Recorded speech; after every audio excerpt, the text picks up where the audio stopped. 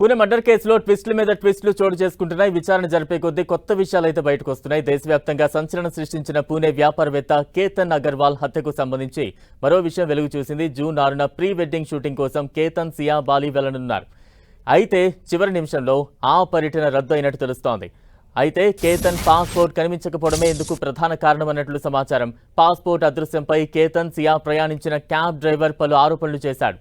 Bali పర్యటన కోసం ముంబై ఎయిర్పోర్ట్కు వెళ్లేందుకు సియాతో అతని సోదరుడు కారులో ఎక్కారు. అయితే ఆమెను సోదరుడు సాహిల్ బలవంతంగానే కారులో కూర్చోబెట్టాడట.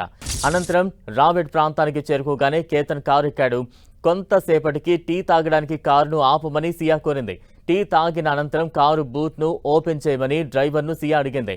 అనంతరం తన పర్సులోంచి ఆమె ఏదో తీసినట్లుగా గమనించారని, అనంతరం వారిని ఎయిర్పోర్ట్లో దించేసినట్లు డ్రైవర్ తెలిపాడు. అయితే ఎయిర్పోర్ట్ నుంచి కారు బయలుదేరాక 2 నిమిషాలకు అతనికి ఓ ఫోన్ కాల్ వచ్చింది. కారులో చిన్న బ్యాగ్ మరిచిపోయినట్లుగా కేతన్ బృందం చెప్పింది. దీంతో వెనక్కు వచ్చి అతను ఆ బ్యాగ్ను ఇచ్చి వెళ్లాడు. 500 మీటర్లు దూరం వెళ్ళాక పాస్పోర్ట్ కనిపించడం లేదని మళ్లీ ఫోన్ వచ్చిందట. కారులోనే ఆ పాస్పోర్ట్ పడిపోయిందని వారు అనుమానాన్ని వ్యక్తం చేశారు. తన వాహనంలో లేదని చెప్పినా వినకుండా వీడియో కాల్ చెక్ చేశారు.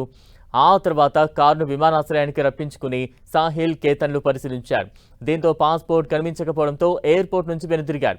అయితే కేతన్ కారు ఎక్కే ముందు సియా, ఆమె సోదరుడు సాహిల్ వాదించుకున్నట్లు డ్రైవర్ పేర్కొన్నాడు.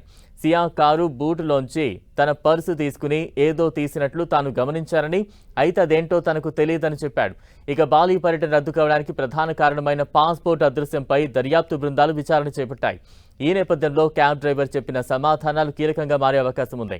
కేతన్, సియాలు బాలీకి వెళ్లకుండా అడ్డుకునేందుకు అతని పాస్పోర్ట్ను కావాలనే మాయం చేశారని, ఇది అనుకోకుండా జరిగింది కాదని, అతని హత్య కుట్రకోణంలో భాగమని పోలీసు వర్గాలు భావిస్తున్నాయి. గత ఫిబ్రవరిలో కేతన్, సియాలకు నిశ్చితార్థం జరిగింది. జూన్ 6న వారు ప్రీ వెడ్డింగ్ షూట్ కోసం బాలీకి వెళ్లాలనుకున్నారు. ఈ ట్రిప్కు మొత్తం 4 కలిసి వెళ్లాలని నిర్ణయించుకున్నారు.